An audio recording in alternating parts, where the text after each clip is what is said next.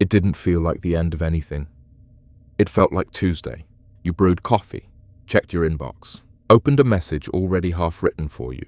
You clicked accept without thinking. The tone was right. The words sounded better than your own.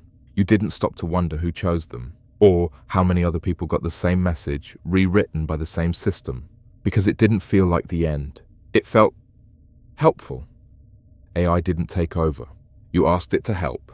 With the first draft, with the research, with the slide deck. You were still the author.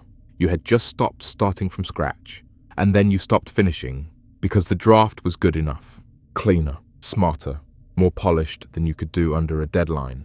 You clicked send. You moved on. No one noticed. No one cared because it worked. You used to hire someone for that. Now, the placeholders stay. No callbacks, no explanation. The person who should have gotten the job doesn't even know they were replaced. There was no meeting, no discussion.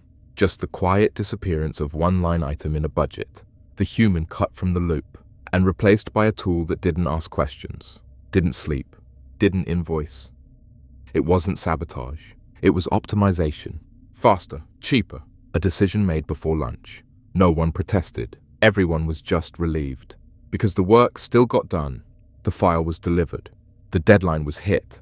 And no one had to make a hard choice. So the easy one became the default. And the default became policy. And policy? Policy doesn't ask if something is fair, only if it was efficient. AI wrote the draft, designed the slide, picked the color palette. You approved it, but did you make it? Your name was on the email, but you didn't choose the words. The client complimented the layout. You said thank you, but it was templated, generated, selected by a system designed to know what looks good, what performs, what converts.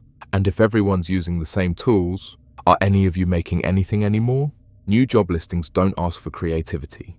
They ask if you know how to prompt, experience with AI workflows, efficient use of generative tools. You used to present a portfolio. Now they ask which tools you used, how many prompts you optimized, what your AI output ratio is. You're not the thinker anymore. You're the handler, the curator, the overseer of a machine that gets smarter without you and needs you a little less each week. Some students stopped applying to college. Trade schools saw a bump. They watched their parents get pushed out by tools they were once paid to learn. A generation raised on screens, choosing wrenches over spreadsheets, not because they love manual labor, but because it's still theirs. Because a circuit can't weld a pipe, yet, and because no algorithm can replace what your hands can build, at least not today. The intern was gone, then the freelancer, then the coordinator. No one called it downsizing, just resource efficiency. One less calendar to sync, one less approval to wait for. The team still hit its goals, with fewer names on the call. And one day, you stopped writing emails. They were already written by a tool that learned your tone better than you remembered it. That's the strange part. No one panicked, no headlines, no strikes, just fewer openings, fewer callbacks. More people saying, this tool is incredible. And it is. It's fast. It's scalable. It's polite. It doesn't forget deadlines. It doesn't need insurance. And every time it did something well, you let it do a little more. This wasn't a crash. It was a drift. One checkbox at a time. One automation at a time. One person quietly missing. The system didn't push you out.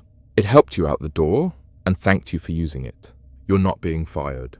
You're being forgotten, not with anger, but with efficiency. And all it took was your consent, one feature at a time. Next week, in episode 3, The Proxy War, we'll explore what happens when the system no longer removes people quietly, but divides them loudly. You'll still feel informed, still feel connected, but what you see isn't what others see. And what began as personalization becomes polarization. The war isn't between humans and machines. It's between different curated perspectives. And as these perspectives clash, the machines just keep on learning.